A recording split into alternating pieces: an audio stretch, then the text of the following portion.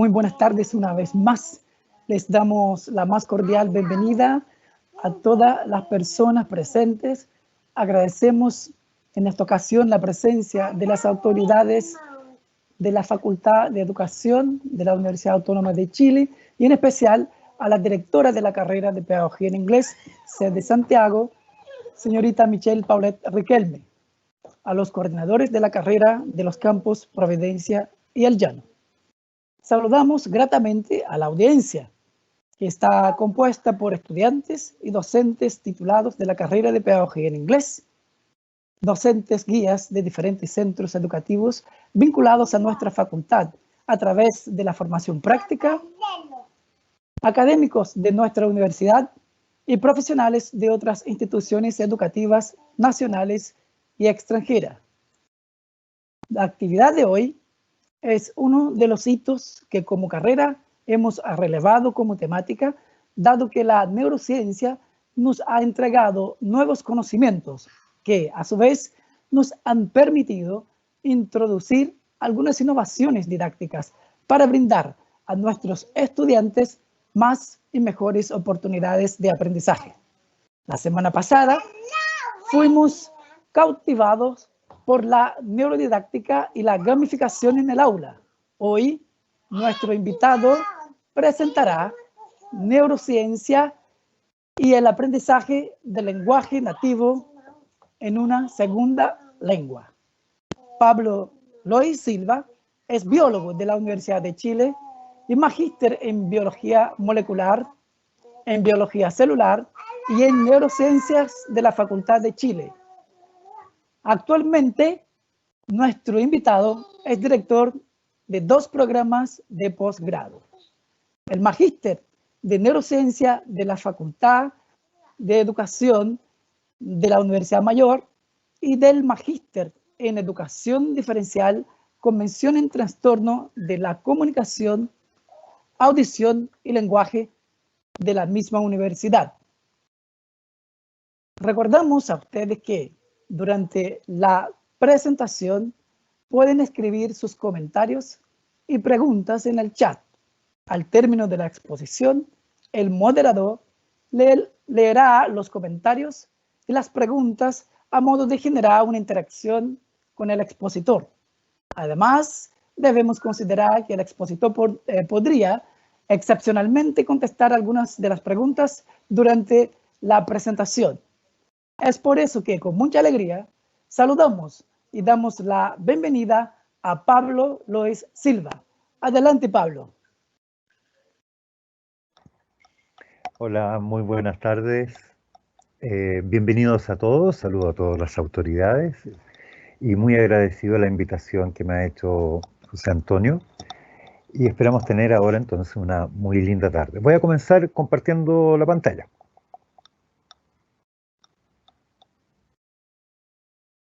La pregunta que siempre hacemos a los profesores, ¿se ve?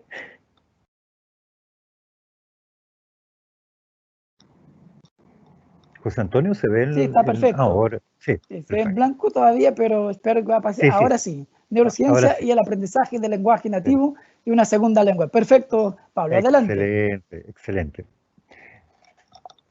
Bueno,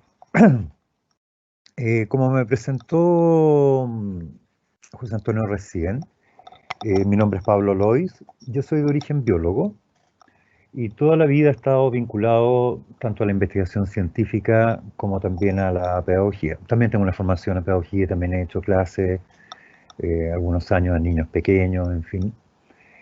Alguna vez me correspondió enseñarle a leer y a escribir a los niños y supongo que ustedes han compartido esa misma experiencia. Uno al final no sabe si los niños aprenden gracias a los esfuerzos que uno hace o a pesar de sus esfuerzos. Pero el grueso de mi vida laboral ha sido en la investigación científica en células madres, células troncales del sistema nervioso, del cerebro, en fin, en fin. Y entonces yo estoy muy contento ahora dirigiendo este magíster en neurociencia de la educación, que es un matrimonio entre la neurociencia y la pedagogía, matrimonio que a veces tiene también sus encontrones, sus pasiones, no podemos decir que sea algo muy idílico, pero hay un matrimonio que sí ha sido idílico desde el comienzo. Desde que se vieron, se amaron.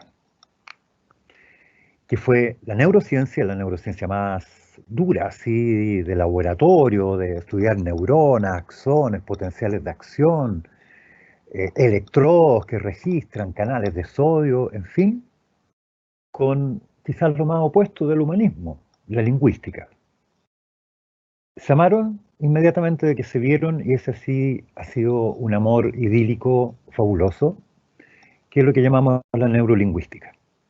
Y en realidad se complementan tan bien que toda investigación científica que quiera abarcar el cerebro y comprender cómo el cerebro está vinculado con el lenguaje, al final a cualquier conclusión que vaya a llegar, tiene que tener un correlato lingüístico. Y asimismo todas las teorías lingüísticas tienen que tener su correlato anatómico, fisiológico, funcional. Por eso es la neurociencia, la lingüística. Matrimonio bien especial.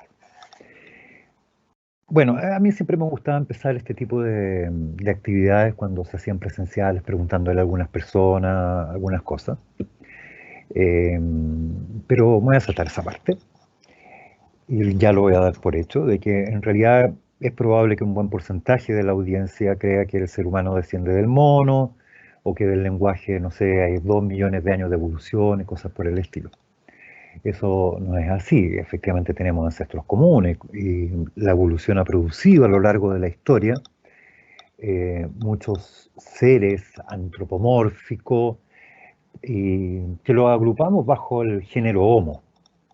Algunos muy antiguos como los Australopithecus, hace más de 5 millones de años atrás, que ellos mismos tuvieron por mucho, mucho tiempo una evolución, algunas líneas de Australopithecus por lo menos 2 millones de años de evolución. Pero todo eso han sido callejones sin salida de la evolución, que han sido reemplazados por otras especies u otros géneros. Pero el Homo sapiens como tal es algo que aparece hace muy poquito en la evolución. De alguna manera también podríamos considerar que el Homo sapiens también ya se encuentra extinguido. Y el ser humano actual, moderno, el Homo sapiens sapiens, una subespecie de este Homo sapiens, llevamos bastante poco, muy poco sobre la Tierra. Los números varían dependiendo de cada investigador. De hecho, este es un esquema de los múltiples que hay de árboles genealógicos. Cada investigador tiene su propio árbol genealógico. Pero, no sé, podríamos hablar 70.000 años, 40.000 años, hablan otros, 100.000, 200.000. Estamos hablando de unas cifras bastante cortas en lo que es la evolución biológica. Y a eso tenemos que agregar que el ser humano es el único ser que nosotros conocemos en la Tierra que tiene un lenguaje al modo que lo tenemos nosotros. Lenguaje que también habría aparecido hace muy poquitito. Hay controversia respecto a los números, pero no estamos hablando de 2 millones de años, no estamos hablando de 500.000 años, ni siquiera estamos hablando de 100.000 años. Algunos dicen 10.000, 20.000 años, otros 70.000 años. Es más o menos el mismo tiempo que tiene nuestra subespecie, el ser humano actual.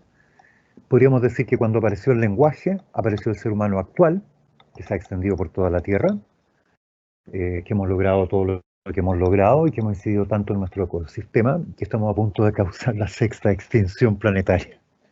Esperábamos que el lenguaje nos sirva para prevenirla, no para hacerla.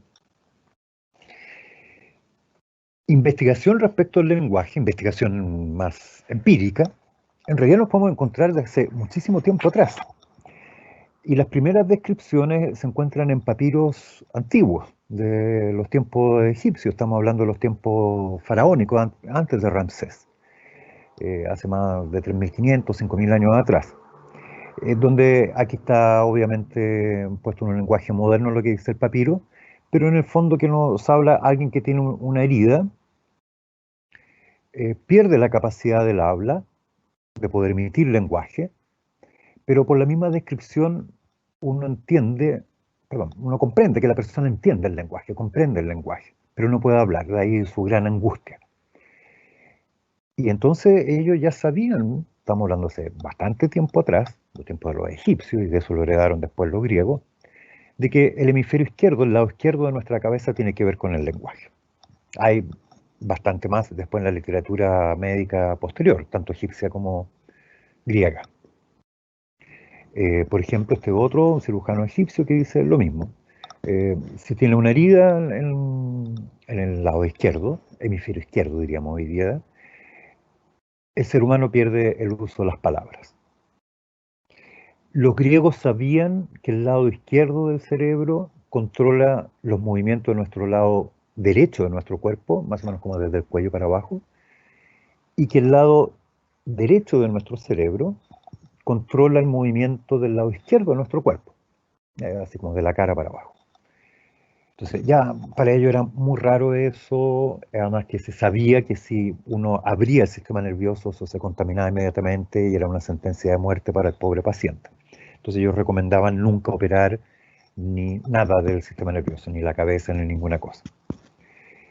Y pese a estos tremendos avances para esa época, después la humanidad se quedó prácticamente sin ningún nuevo conocimiento hasta los tiempos de nuestro conocido Paul Broca. Bueno, era francés, así que probablemente debe haber sido Paul Broca, que recibió un paciente que había perdido la capacidad de hablar. De hecho, emitía solamente un sonido que era tan, bueno, nosotros en español decimos tan, como era francés probablemente era un sonido así como ta.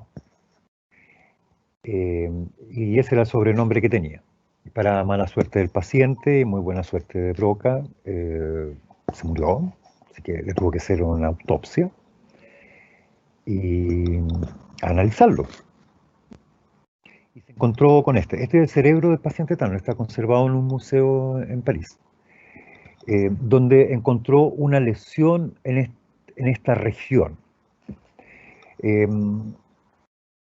Los lingüistas sabrán eso, que por esos años todavía está de moda la frenología y por lo tanto había caído muy en descrédito la frenología y Paul Broca tenía miedo de que si él decía que el lenguaje estaba localizado en esta área de acá, lo acusaran de frenólogo. Así que se resistió un buen tiempo antes de entregar sus investigaciones, hasta que ya encontró que era necesario porque había otra gente que estaba trabajando en lo mismo. Entonces él llamó que a esta región el giro frontal inferior izquierdo, no lo llamó él, así se llamaba anatómicamente, y siempre se refirió a esta región de esa manera. ¿Por qué? Porque aquí el cerebro tiene una circunvalación, un gran giro. Si cortáramos por la mitad acá, esta sería la región inferior del cerebro. Queda justo en el lóbulo frontal, toda esta parte de acá, y en el hemisferio izquierdo. Entonces el giro frontal inferior izquierdo. Como todos los nombres en la biología, facilísimo, sencillísimo, cuando uno sabe cuál es el origen de esos nombres. Hoy día lo llamamos a esa región en honor a Broca, el área de Broca. Entonces esa era la emisión del lenguaje para esa época. Una de las personas que quedó maravillado con la investigación de Paul Broca fue Karl Benecke, austriaco, pero él se dedicaba a otro tipo de estudios con las afasias. A final de cuentas, solamente por enfermedades era que podíamos avanzar en la comprensión de muchas cosas, entre ellas el lenguaje. La afasia es el trastorno de la pérdida del lenguaje o de alguna de sus partes del lenguaje después de haberlo adquirido. Habitualmente es por un accidente o una enfermedad. Entonces, en el caso de la pérdida de la emisión del lenguaje, es porque estaba dañado el área que hoy día llamamos el área de Broca, y la llamamos incluso en honor a él afasia de Broca. Benecke estudiaba otra cosa que era lo que llamaban en esa época la sordera de las palabras, de personas que tenían un lenguaje fluido, que podían hablar perfectamente, pero que no entendían mucho lo que se les decía. O sea, uno le hacía una pregunta y respondían cualquier cosa. Se parece a ciertas entrevistas que se hacen hoy en día en la tele o en los periódicos. Y él supuso inmediatamente que esa era una región distinta del área de Broca, pero que tenían que estar conectadas las dos. Y supuso una conexión, era totalmente conexionista. Incluso él sabía anatómicamente que habían fibras que conectaban el área posterior con el área anterior del cerebro, unas que iban tanto por arriba como por abajo. Y así llegamos a este modelo que nos acompañó por muchas décadas, que de algún modo ya hemos podido ir, no digamos destruyendo, pero superando en los últimos años, que es un modelo donde tenemos un área, que la llamamos el área de Broca, para la emisión del lenguaje, y otra área para la comprensión del lenguaje, que es el área de Wernicke, que queda inmediatamente al lado del área auditiva. Y entonces fibras que conectan. El modelo, por alguna razón, perdió todas estas fibras ventrales. Siempre nos quedamos con estas fibras de acá, que eran las más voluminosas, que se llama en latín el fasciculus arcuata, o fascículo arqueado en español. Antiguamente, cuando yo le explicaba a mis estudiantes por qué se llamaba así, les daba una explicación de que antiguamente, por ejemplo, las enciclopedias se vendían en los kioscos y vendían un número, y uno tiene que juntar varios de esos números para formar un tomo, y esos números se llamaban fascículos, y por eso se llama fascículo. Yo creo que hoy día ningún joven entendería esa analogía, y por más que me he esforzado, no he logrado encontrar otra analogía que reemplace la anterior. Pero son paquetes de fibras, por eso cada una es un fascículo, y como describe un arco, entonces el original nombre de fascículo arqueado. Si llegamos a, por ejemplo, la década del 60, bueno, ya esto venía con los estudios de Gershwin, en fin, donde llegamos a unos modelos lingüísticos, que estos que se llaman los modelos de la casa, como de casa, porque tenían esta estructura, que en el fondo es describir la relación que había entre el área de Broca y el área de Wernicke. Sabíamos que había un fascículo arqueado, entonces esto iba por acá arriba. Si había una lesión en el área de Broca, teníamos una fascia de Broca, que se caracterizaba por una pérdida parcial o completa del lenguaje, de la capacidad de emitir lenguaje. Si teníamos una lesión, entonces en el área de Wernicke teníamos una fascia que se le llama en honor a Wernicke, la fascia de Wernicke, que es la incapacidad para poder comprender el lenguaje. Y si lesiones se producían en otras partes del cerebro, teníamos otro tipo de afasia. Entonces, por ejemplo, la persona podía comprender, pero no podía repetir, por ejemplo. O podía incluso hasta repetir, pero no puede nominar los objetos, una serie de cosas. Pero sabíamos que todo lo que podría ser como el lexicón y todo el contenido conceptual tenía que estar en otras áreas del cerebro ampliamente esparcido. De hecho, Wernicke pensaba que su región, nunca la llamó mi región, pero en honor a él la llamamos hoy día así, era más bien como una región donde estaba como la memoria auditiva de las palabras, y que en el área de Broca estaba esta memoria como motora, y así trabajamos por muchas décadas en esta idea. El área de Broca está justo en el límite del lóbulo frontal. Aquí termina el lóbulo frontal. Entonces, en sí mismo el área de Broca no mueve nada, pero controla todo lo que es emisión del lenguaje. Entonces, en términos modernos podríamos decir de esta empresa que el lenguaje es el gerente general. El área de Broca dice, hágase tal cosa. Ahora, ¿cómo se hace? Para eso están toda esta que es el área motora. Ella mueve las cosas, controla las cuerdas vocales, la musculatura intercostal, diafragma, respiración, una serie de cosas. Vienen todas las órdenes motoras. Este da la orden nomás de lo que es. Hasta ahí todo era clarito, teníamos un modelo pero fabuloso. Pero distintas investigaciones fueron mostrando que efectivamente el área de Broca participa de la emisión del lenguaje, fundamental.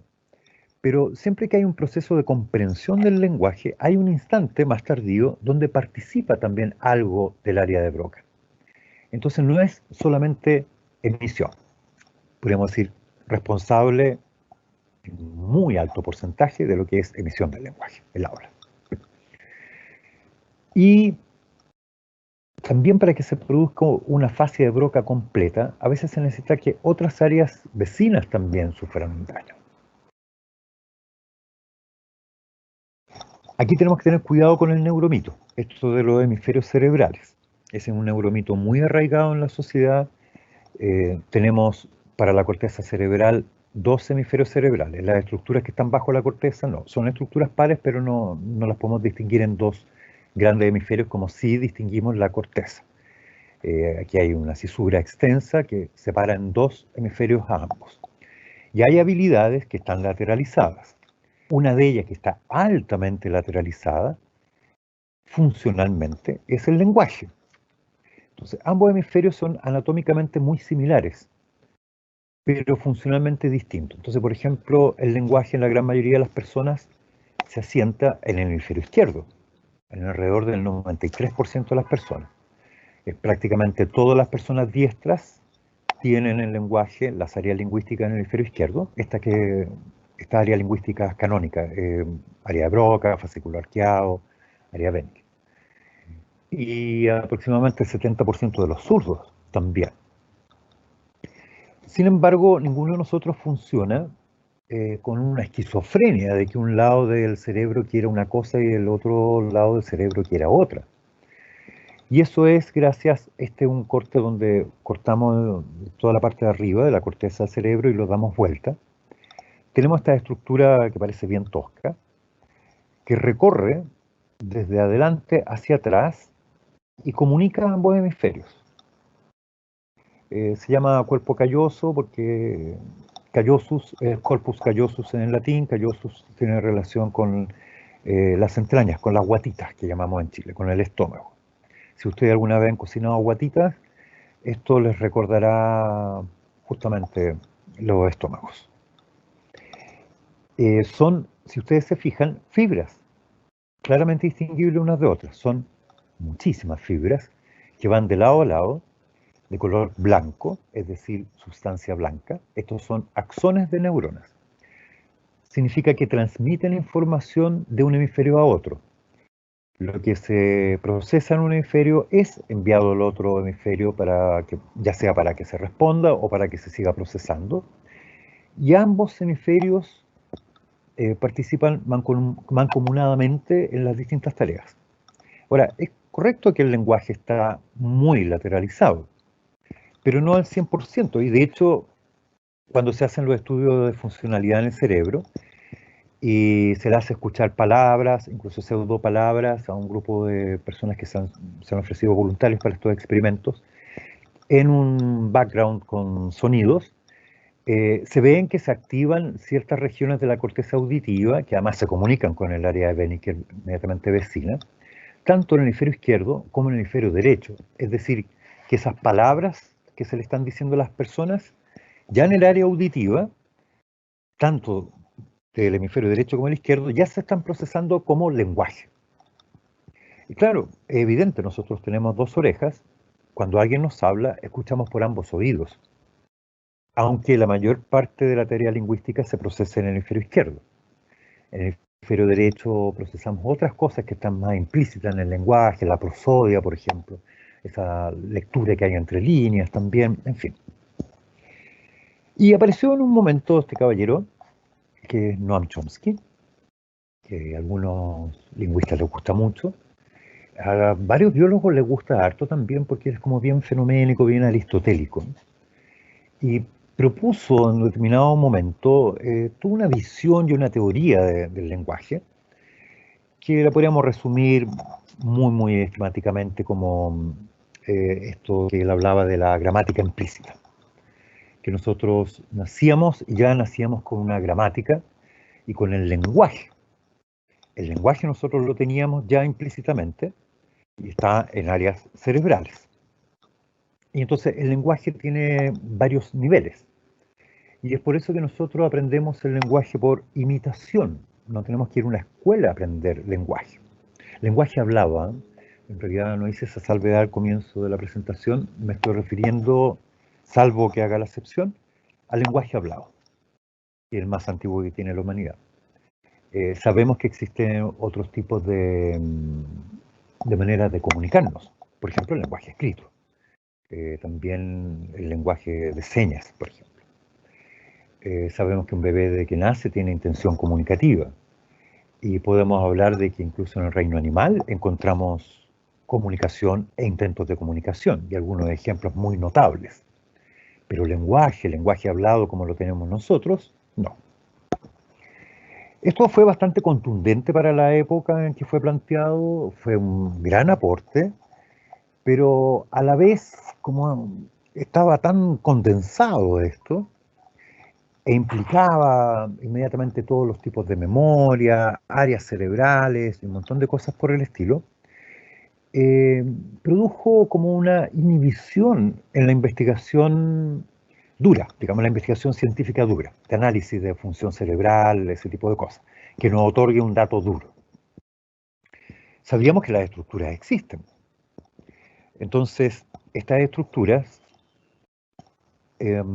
cuando se hace el análisis de anatomía comparada, uno ve que ya preexisten en animales, por ejemplo, cercanos al ser humano, como son los simios en general. Muy cercano al ser humano es el chimpancé, y el cerebro del chimpancé es bastante parecido al ser humano. Entonces, nosotros nos vemos cuando analizamos el cerebro humano que de pronto en la evolución apareció una estructura que antes no existía. Más bien, si comparamos cerebro humano con cerebro de chimpancé, con cerebro de gorila, de otros monos, vemos que prácticamente están todas las estructuras. Que el ser humano no agrega una estructura nueva, como sí pasa cuando nosotros avanzamos, por ejemplo, en distintos órdenes jerárquicos de la taxonomía, a veces de una especie a otra, de una familia a otra, o de grupos más grandes, por ejemplo, los vertebrados frente a los invertebrados. Claro, ahí vemos aparición de estructuras, órganos nuevos y cosas así. Pero cuando pasamos del chimpancé al ser humano, y aparece además el lenguaje, no vemos la aparición de una estructura nueva. Pero sí vemos algunas cosas. Claro, en el chimpancé existen esas estructuras, en el macaco también. Aquí de partida se han robustecido. Tenemos estructuras que son más robustas. Pero al parecer la funcionalidad es distinta. O sea, podremos tener la misma estructura, pero nosotros le damos un giro a eso, como una espiral, y lo elevamos a una función que no le es propia. Y la investigación más bien por esos años se dedicó a esos temas. Notemos que en todos los modelos clásicos lingüísticos tenemos el área de Broca acá, el área de Wernicke, el fascículo arqueado. Pero hay unas fibras que van por aquí abajito. Como esto está para arriba se le llama la vía dorsal y como esto está para abajo se le llama la vía ventral. Que ya Wernicke sabía de eso. Después se le dejó de prestar atención y en realidad en las últimas décadas se ha vuelto a poner atención en qué pasa con estas fibras. Porque cuando nosotros nacemos, el fascículo arqueado, la fibra dorsal, es prácticamente el mismo grosor que la vía ventral. Y con los años, con la edad, esto es poco lo que se engruesa, pero sí se engruesa mucho más el fascículo arqueado. Hoy día sabemos que este controla mucho todo lo que es la gramática formal, y esto tiene más que ver con sonidos de palabra o cosas así. Costó bastante hacer esos experimentos, pero se pudieron hacer que pudieran dar demostración a eso. Y cuando los biólogos evolucionistas se dedicaron a estudiar ahí, bueno, pero ¿cómo pasa en el mono esto? El mono no desarrolla el lenguaje como desarrollamos nosotros. Han habido intentos de hacerlos reconocer palabras y una serie de cosas, pero ya algo se logra con ellos. Pero lenguaje, al modo humano, es algo que es propio nuestro. Y además que también hay ciertos circuitos neuronales que controlan la musculatura de la faringe y de que nosotros podamos hablar de las cuerdas vocales, en fin, que no las tiene el mono, así que tampoco es una cosa que podemos enseñarle a hablar a un mono. No va a aprender porque no tiene esos circuitos neuronales, sencillamente. No lo ha desarrollado, no sabemos si en la evolución lo irá a desarrollar alguna vez.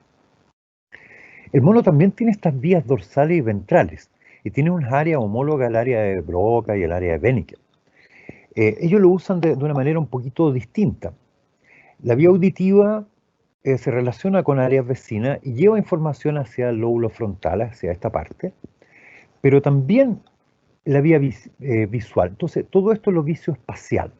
Entonces, hay una vía visoespacial ventral y otra dorsal. Esta reconoce las caras. Entonces, en el fondo, en esta área, el mono asocia la cara que está viendo con el gruñido, que en el fondo es saber si el monito que se le acerca viene en son de paz o de agresión. Y esto es para ver más bien la ubicación en el espacio, si es una selva, una cosa por el estilo. Nosotros tenemos estas mismas vías, pero hacemos mucho más cosas. De hecho, hacemos lenguaje.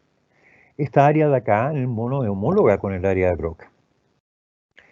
El reconocimiento de la expresión facial nosotros lo hacemos hoy en día principalmente con la amígdala cerebral, con otra estructura que está en el cerebro.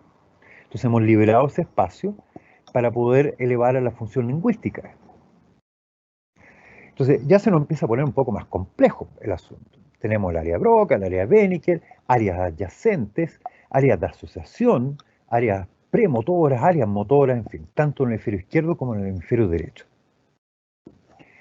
Y cuando se ha estudiado todo esto, las vías neuronales que comunican regiones, nos empezamos a encontrar, este es un paper ya más nuevo, del 2013, así que ni siquiera es tan nuevo, ya nos empezamos a encontrar con cosas que nos empiezan a aplastar las figuras, donde vemos, por ejemplo, que hay muchas vías que relacionan las partes de adelante, más anteriores del cerebro, con las partes posteriores.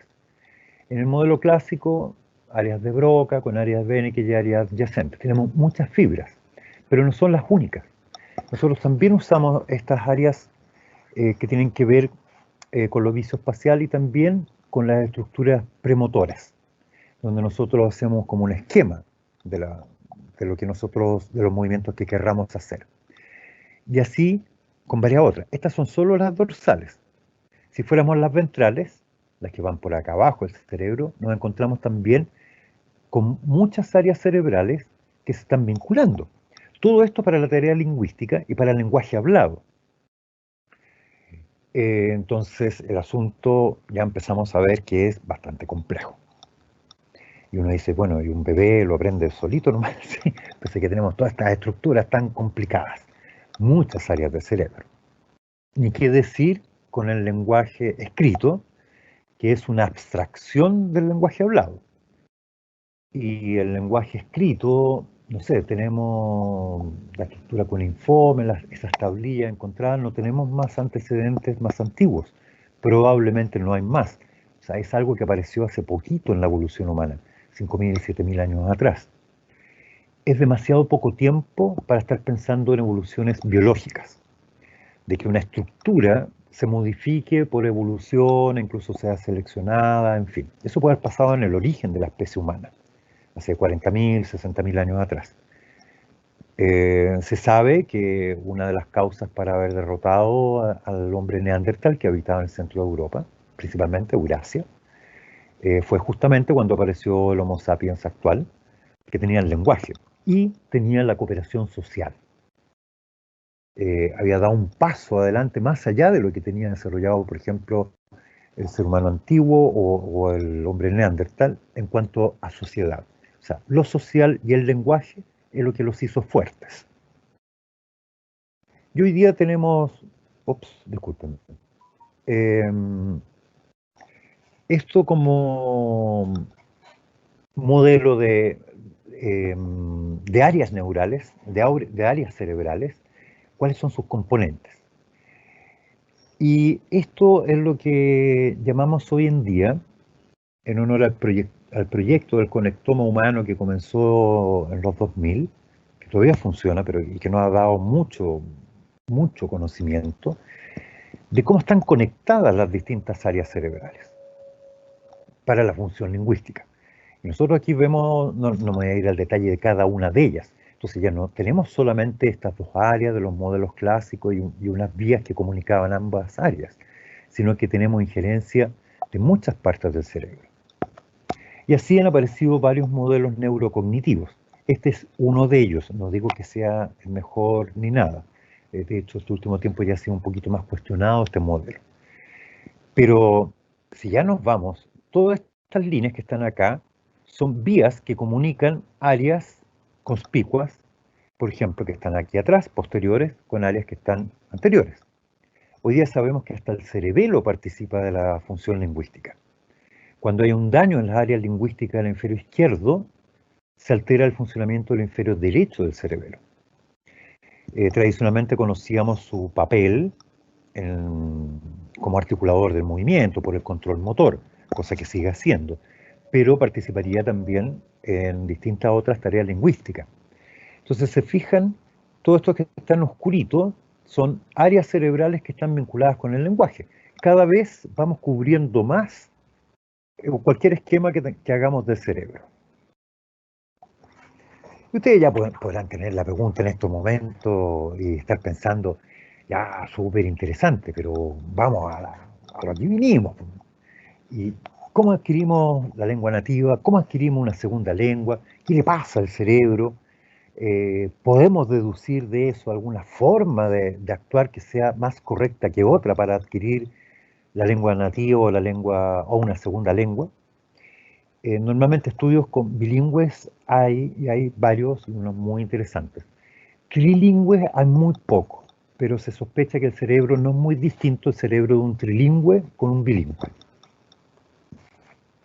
Bueno, lo primero que sabemos es que nosotros adquirimos en el desarrollo normal la lengua nativa al comienzo. Primero con todos los balbuceos y todas esas cosas, y rápidamente lo queremos adquirir.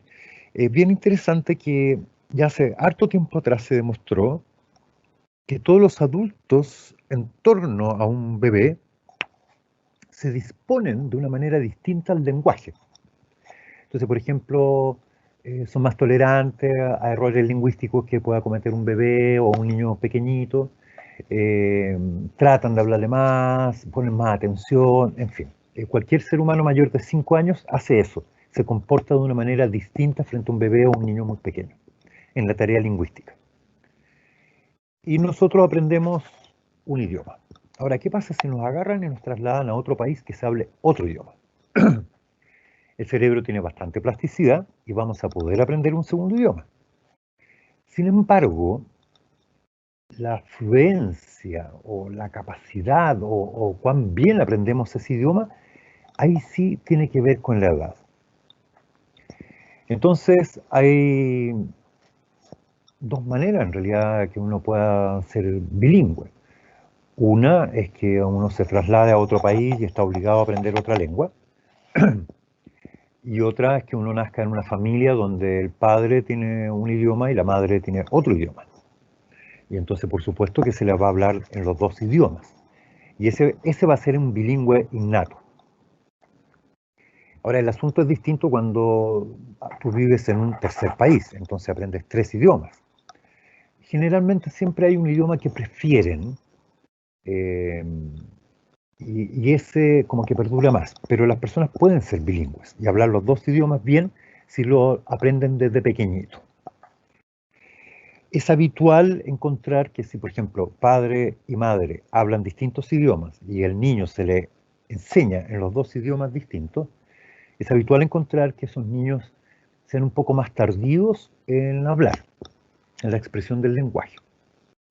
Cosa que siempre asusta a los papás. A mí me ha tocado de repente trabajar o con familias que son bilingües, o me acuerdo en ciertos colegios de colonias acá en Chile, y entonces siempre están preocupados los papás, creen que al final incluso yo lo que he percibido es que tienen como un sentimiento como un poquito negativo de hablarle en 2 idiomas.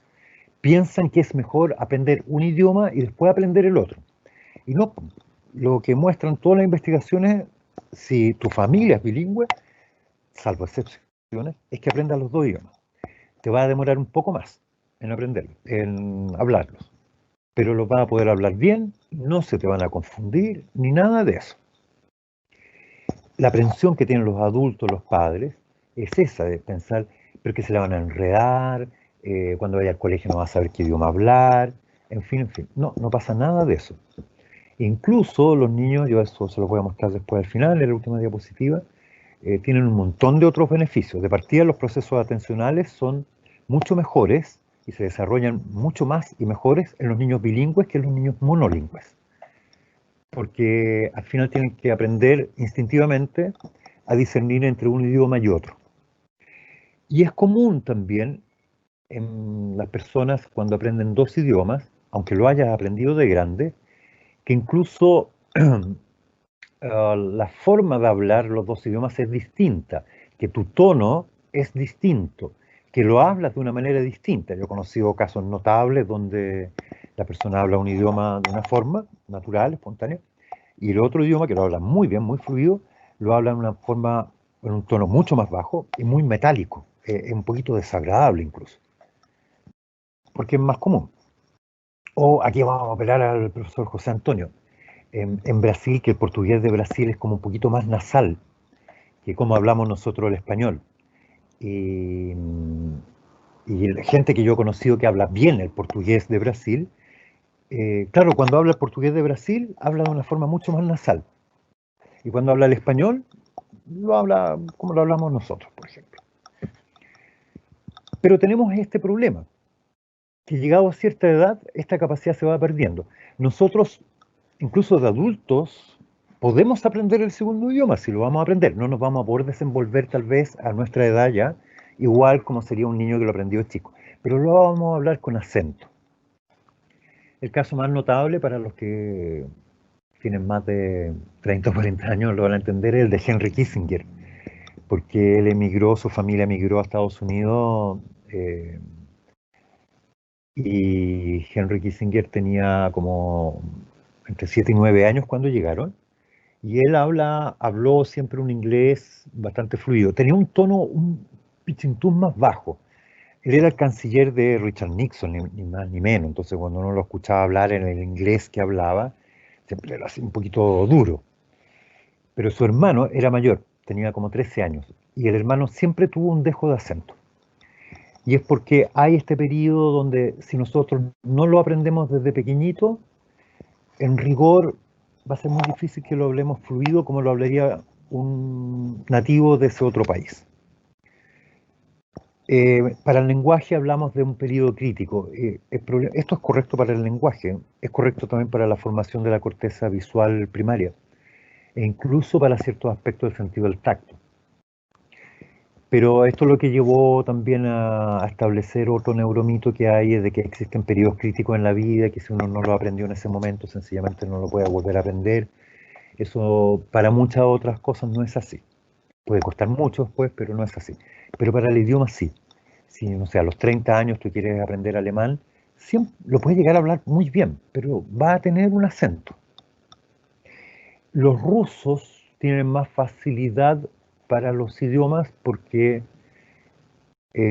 no tengo la prueba científica, porque lo leí en un paper y le he preguntado a algunos rusos. Al parecer, el idioma ruso, ellos tienen muchos sonidos intermedios. Entonces, su espectro auditivo es muy amplio. Entonces, en ese espectro auditivo caben muchos de los sonidos que hay en los distintos idiomas. Y por eso lo llegan a hablar bastante bien otro idioma, aunque sea tan distinto. Bueno, ¿cómo se hacen estas investigaciones? Voy a apurar un poco. Hoy día tenemos juguetes modernos, así que no lo voy a explicar en qué consiste cada uno de los juguetes modernos. Cada uno tiene sus pros y sus contras. Y esto nos ha permitido avanzar muchísimo en lo que es el estudio del lenguaje. Entonces, sabemos, por ejemplo, que en lo que hablábamos recién, el espectro auditivo se va ajustando al idioma. Sabemos que el espectro auditivo de una persona, de niño, es muy buen predictor de cuánto lenguaje va a aprender. Entonces, cuando se compara niños japoneses con niños norteamericanos, para el sonido, para la distinción entre dos sonidos, a los 6 meses de edad en ellos es prácticamente, o sea, es idéntico. Pero cuando ya nos acercamos al año de edad, se han separado de esta capacidad. En este particularmente un fonema que es ra y la. Ra no existe en japonés, en inglés sí, obviamente no se pronuncia como estoy pronunciando yo, sino que es como ra, y si son californianos ya es ra. Entonces el niño tiene que aprender a poder discriminar ra de la. Y la capacidad de discriminación de estos niños, de ese sonido, de los niños norteamericanos al año, es mayor que la que tenían antes. Y mucho mayor que la que tiene un niño japonés al año de edad, que es ya inferior al que tenían antes porque esa distinción de sonido en el japonés no existe. Tienen otros sonidos. Ya, esto sí yo se los quiero explicar muy bien, porque este paper es antiguo, o sea, esto se sabe desde hace mucho tiempo, mucho tiempo. Estos son niños chicos, Esto salió en PNAS, o sea, no salió en cualquier revista, salió en una de las revistas top de investigación científica.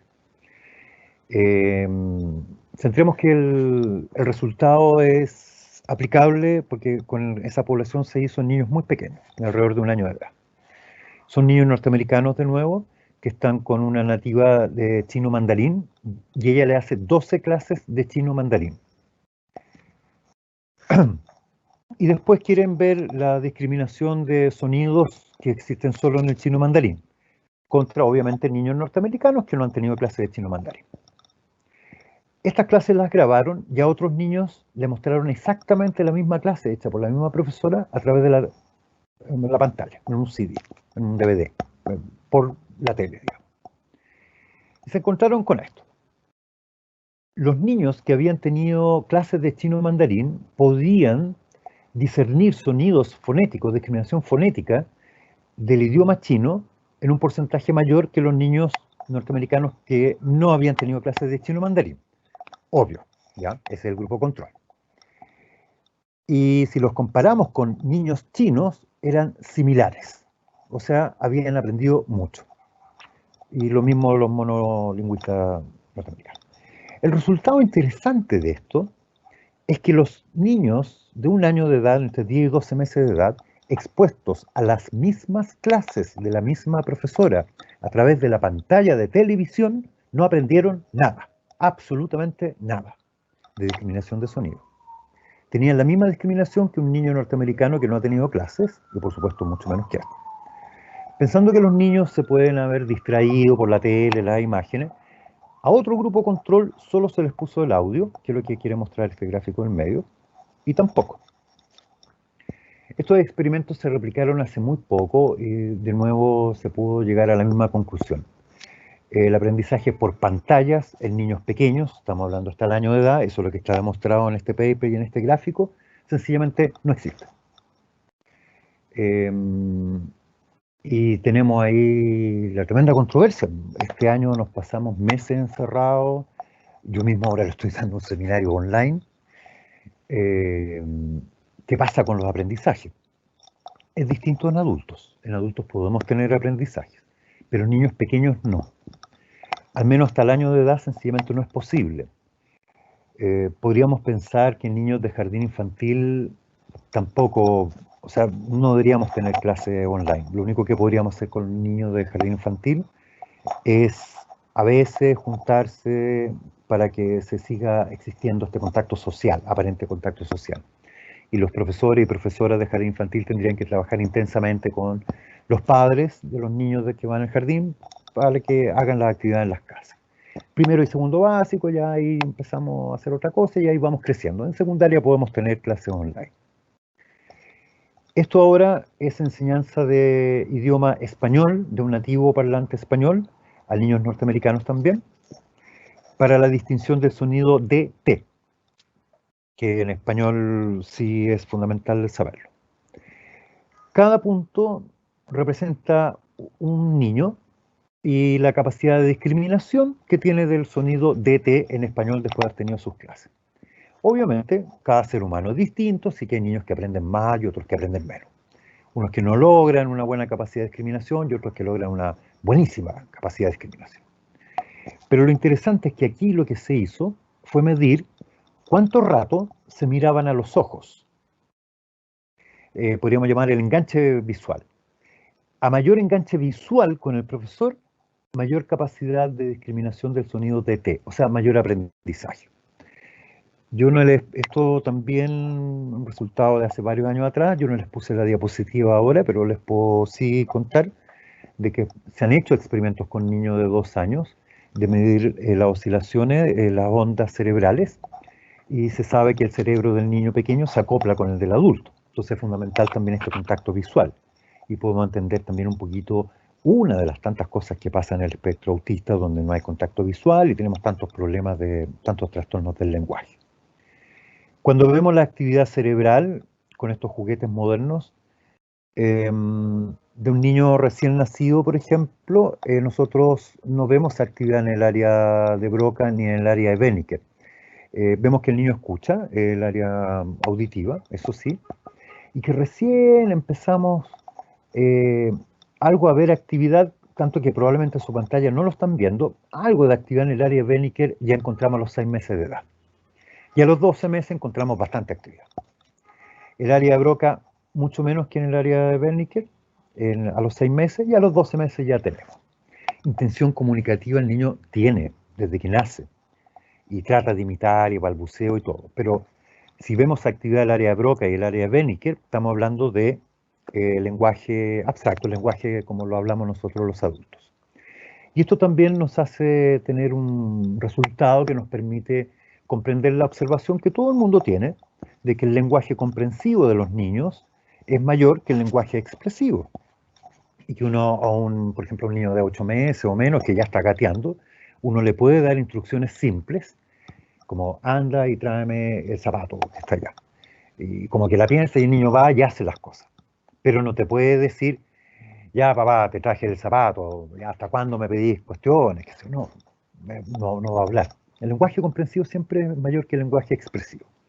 Y esto se los dejo para su investigación. No se iba a alargar mucho y no íbamos a ir por otro lado, así que yo no les traje los videos, tengo videos de eso. Ustedes a un niño de 2 años, por ejemplo, le pueden hablar en cualquier idioma, les va a entender en cualquier idioma, da lo mismo el idioma que le hable, les van a entender todo, absolutamente todo. Eso ya nos muestra una naturaleza del lenguaje bastante distinta de la que teníamos antes. Nos lleva más bien a lo que decían los antiguos poetas, esto del genio del lenguaje.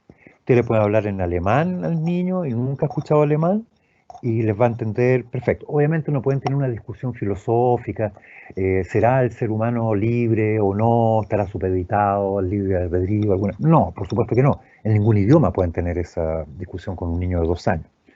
Pero no sé, por ejemplo, pásame la mantequilla, siéntate, anda para allá, toma la cartera a tu mamá, pásasela a tu mamá y después te vienes para acá. Yo los tengo en todos los idiomas, ¿no? En varios idiomas. Niños que nunca, que lo único en su vida, niños chilenitos, o sea, ellos han escuchado solo 2 idiomas en su vida, el español y el flaitense. Y después tengo una persona que es sueco parlante que le da una serie de instrucciones al niño y el niño hace todas las instrucciones, sin hacer ningún gesto, ¿no? Eso es fundamental. Eso vuelve a ocurrir en la vejez avanzada también, es más difícil verlo, yo lo he hecho con personas con afasias por accidentes cerebrovasculares, nuevamente vuelven a entender en cualquier idioma. Eso como que escapa un poquito a todo lo que sabemos, entonces yo me quiero centrar entre que el niño alrededor de los 3 años ya maneja un lenguaje, hasta ese anciano ya cuando está perdiendo la capacidad lingüística, todo eso es neurolingüística. Lo que está antes o después todavía no lo podemos abarcar. Cuando ustedes enseñan, ustedes que son profes de inglés, por ejemplo, y que van a una escuela a enseñar un idioma, por supuesto que van a tener alumnos que aprenden rápidamente y que aprendieron muy bien, otros más o menos, y otros que sencillamente unos porros para la pregunta. Cuando se ha medido la actividad cerebral, se encuentra que en los estudiantes que aprenden exitosamente y llegan a dominar bastante bien la segunda lengua, se robustecen todas las conexiones cerebrales y las áreas cerebrales vinculadas a esa segunda lengua, que ocupa lo mismo que la primera. En los que son más o menos, nosotros vemos una disminución, y en los últimos, los que no aprendieron prácticamente nada, sencillamente no vemos cambios en la actividad cerebral. Como les decía al comienzo, hay muchos estudios que muestran todos los beneficios que otorga ser bilingüe, que es una de las maneras en que nosotros aprendemos un segundo idioma. Lo aprendemos porque en la casa lo hablamos. El papá es chileno, por ejemplo, y la mamá puede ser noruega. Entonces va a aprender el niño español y noruego. En ese caso, todos los estudios muestran que se mejoran todas las funciones ejecutivas, el control inhibitorio cognitivo de la función ejecutiva, el procesamiento lingüístico, la memoria de trabajo. Es fantástico, no hay que tenerle miedo a eso. La otra forma que nosotros tenemos de aprender una segunda lengua, es un poco como lo hace la mayoría de la gente acá en Chile, que es que nosotros vamos al colegio y ahí nos enseñan una lengua por un rato. La lengua nativa se apoya en las estructuras cerebrales más clásicas que hablamos ahora, y todas las áreas cerebrales. Entonces, la segunda lengua tiene que como competir con eso. Entonces, más bien se apoya en otras áreas. En cambio, en el bilingüe ocupamos las mismas. En lo clásico diríamos área de Broca, área de Wernicke, fascículo arqueado, todo eso. Solo que la actividad cerebral es distinta en el bilingüe. Este es bastante más nuevo, mostró que se activan más áreas cerebrales. ¿Qué le pasa al bilingüe? Tiene que distinguir rápidamente en qué idioma va a hablar. Y ustedes lo pueden haber visto, yo lo he visto, mucha gente lo ha visto, está en una mesa, con la mamá habla un idioma, con el papá habla otro, y está la conversación, no sé, en el almuerzo, y el niño va hablando en un idioma y en otro, no tiene ningún problema de cambiarse para allá y para acá. El cerebro tiene que saber en qué idioma. Ahora, este estudio muestra que para el bilingüe le es más fácil, de hecho, poder decir las palabras en los dos idiomas. O sea, si le muestran un color, es más fácil para él poder decir el nombre del color en los dos idiomas, de una vez. Ahí la actividad es total del cerebro. Sería como lo natural. Pero el proceso atencional tiene que poder distinguir qué idioma va a hablar y qué idioma va a seleccionar. Si ustedes han aprendido de adulto otro idioma, se habrán dado cuenta que al principio uno hace trampa, uno traduce y todo eso. Y después de un tiempo ya llega ese precioso momento en que uno ya no traduce más y entiende todo. Y después de esa conversación que uno ha tenido, uno tenía un dolor de cabeza enorme porque ha ocupado mucho el lóbulo frontal. Después todo eso uno va liberando espacio de la corteza porque se van a estructuras subcorticales, ganglios basales sobre todo, y entonces uno ya lo hace más automático. Pero jamás se le mezclan los idiomas. Uno después llega incluso a pensar en el idioma del país donde está, e incluso llega a soñar en ese idioma. ¿Cuándo se le mezclan los idiomas? Cuando uno deja de practicar uno y se le empieza a olvidar. Ahí eso. Así que jamás a uno se le van a enredar mientras uno lo esté practicando. Es beneficioso a cualquier edad aprender un idioma. Hasta con ancianos hay demostraciones. Obviamente uno no lo va a aprender bien a nuestra edad otro idioma, pero se mejora la sustancia gris, la sustancia blanca, me refiero no que mejora, sino que aumentan esas áreas cerebrales, produce un beneficio para el deterioro cognitivo, para el deterioro cerebral, así que ni siquiera es necesario llegar a hablarlo bien. O sea, uno podría pensar en terapias para adultos mayores que quieren un buen envejecer, entre otras cosas, aprender otro idioma. No lo va a llegar a hablar bien, jamás, le va a costar.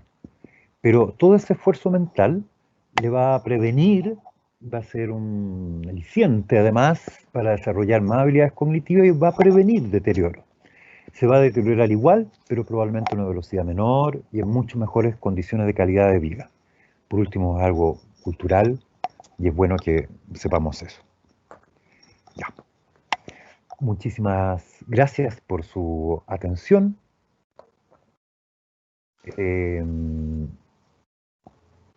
Dejé de compartir la pantalla. Gracias a ti, Pablo. Bueno, Sí. estamos aquí ya terminando, ¿no es cierto?, este evento de hoy con todo lo que nos has planteado desde la perspectiva de un investigador dedicado a muchos años a la temática. Y tenemos algunas preguntas, ¿no?, para ver cómo andamos para contestar lo que nos han puesto acá en el chat. Son pocas, pero oye, bastante, pero que no te haya molestado el ejemplo del portugués de Brasil, ¿o no? No, para nada. Pero tú lo has notado, ¿no? Sí, de hecho, un tema, tengo conocidos que siempre me dicen, ¿no?, que he cambiado mi forma de hablar, incluso de mi propio idioma. Claro. Dado que estoy acá hace muchos años, y de una u otra forma esto ha permanecido, ¿no es cierto?, como una variable interviniente. No trato de incluso hablar un idioma cuando viajo a Brasil neutro para no identificarme principalmente con el regionalismo, ¿no?, de donde vivía antes. Entonces, justamente hablando de esas temáticas, ¿no es cierto?, y de la exposición que tenemos, voy a partir con una pregunta acá que yo creo que nos interesa a todos. Dice, lo que recordamos siempre es lo que aprendimos. ¿Por qué al estar expuestos casi 12 años al inglés, con segunda lengua, ¿por qué no podemos comunicarnos de forma efectiva? Pablo, ¿qué nos pasa, por favor?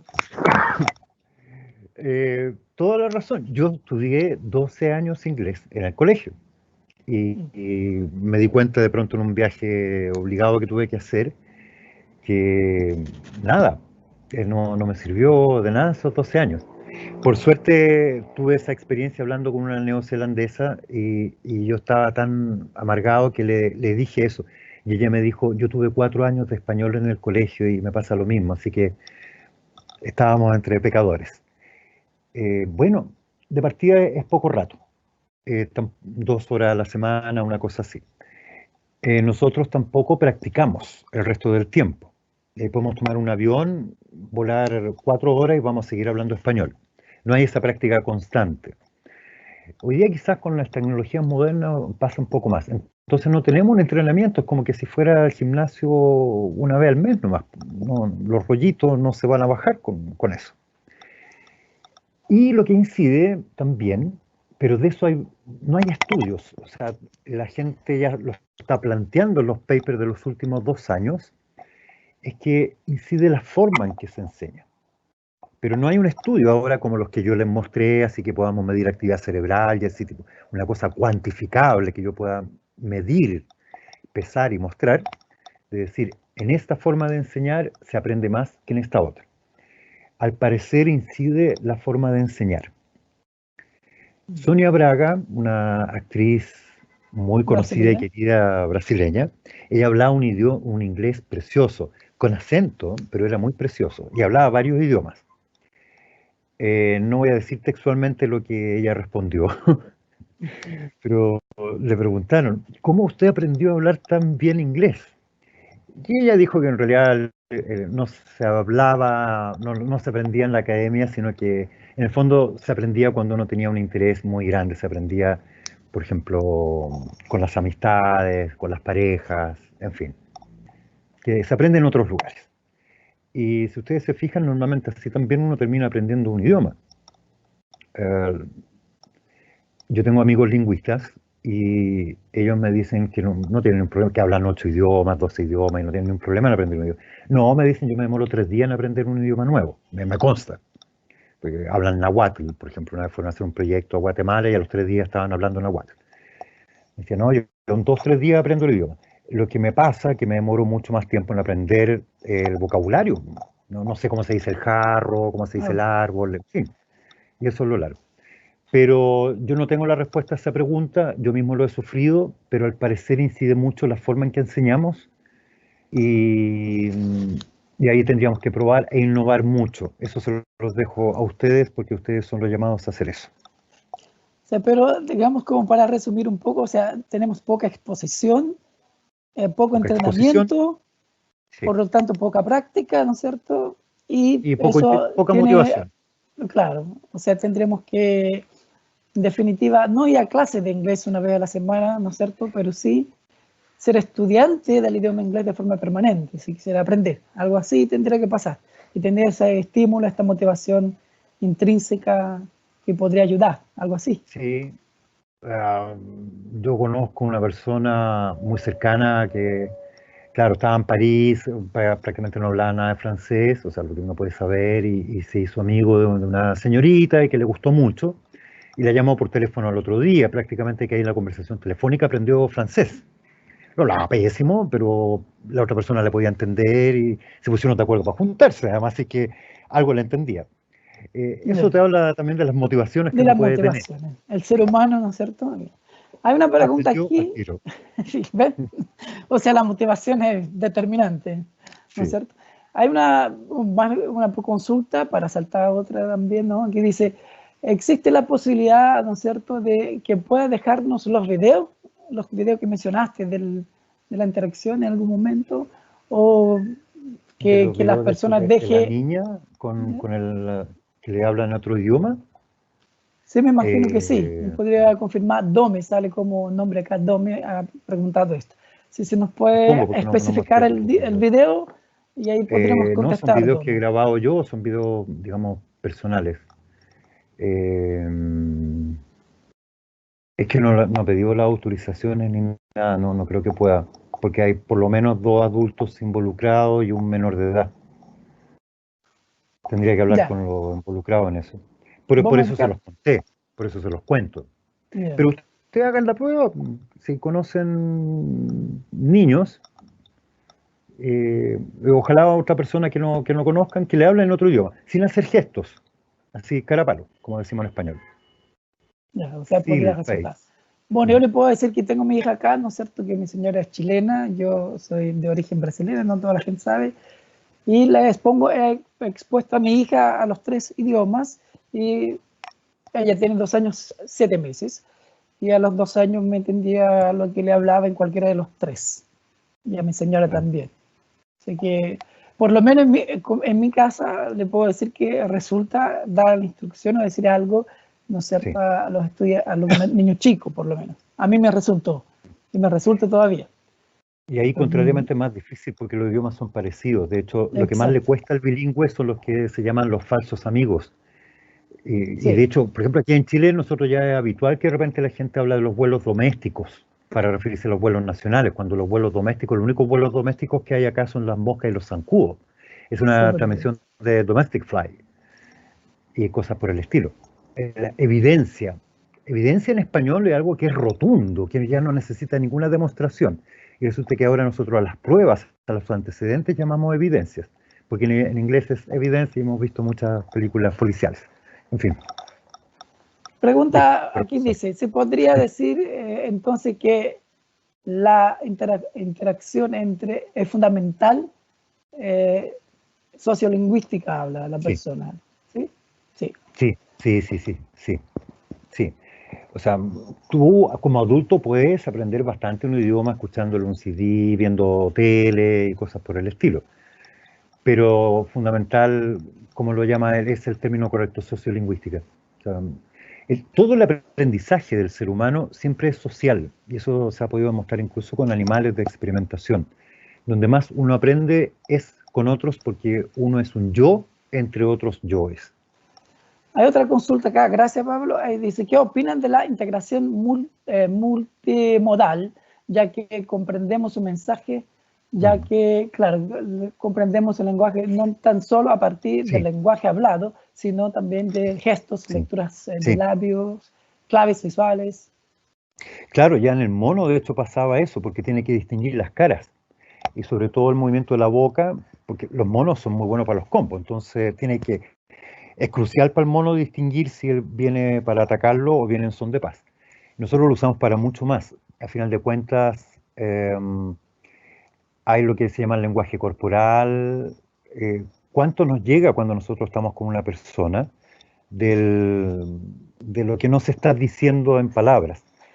Y por último, piensen en todos los enredos que ustedes han metido cuando han mandado un mail o un WhatsApp. De repente uno comenta algo en WhatsApp y le llega de vuelta una respuesta así espantosa, porque está escrito nomás, la persona no escuchó el tono de voz, cómo uno trató de decirlo, todo quizás lo cálido que uno estaba diciendo, y solamente se quedó con lo que se interpreta escrito así. Eh, yo me ha pasado varias veces y no creo ser un bicho raro, yo creo que a todo el mundo le ha pasado eso. Sí, Y uno responde, oye, pero ¿qué te pasa? exactamente. No quería, no era Sí, eso, ¿cierto? claro, es evidentemente que es muy completo. Y ya vimos que había muchas áreas del cerebro. Nosotros solamente también es a través del palpar y de los órganos de los sentidos que también percibimos parte del lenguaje. De tal modo que al final nosotros no podemos decir hay unas estructuras en el cerebro que nos permiten el lenguaje, sino que todo el cerebro es un gran órgano del lenguaje. Y en realidad el ser humano es un gran órgano del lenguaje. Otra consulta interesante. Dice, ¿el lenguaje ego es causal de interferencia entre la lengua 1 y la lengua 2, ¿no es cierto? El ¿O es lenguaje, solo ¿cómo? algo psicológico? ¿El lenguaje ego Ah, es causal de interferencia entre el lenguaje nativo y la segunda idioma? ¿Y el segundo pero idioma? ¿O es no, solo es que algo depende también psicológico? cuando uno lo aprende, ¿ah?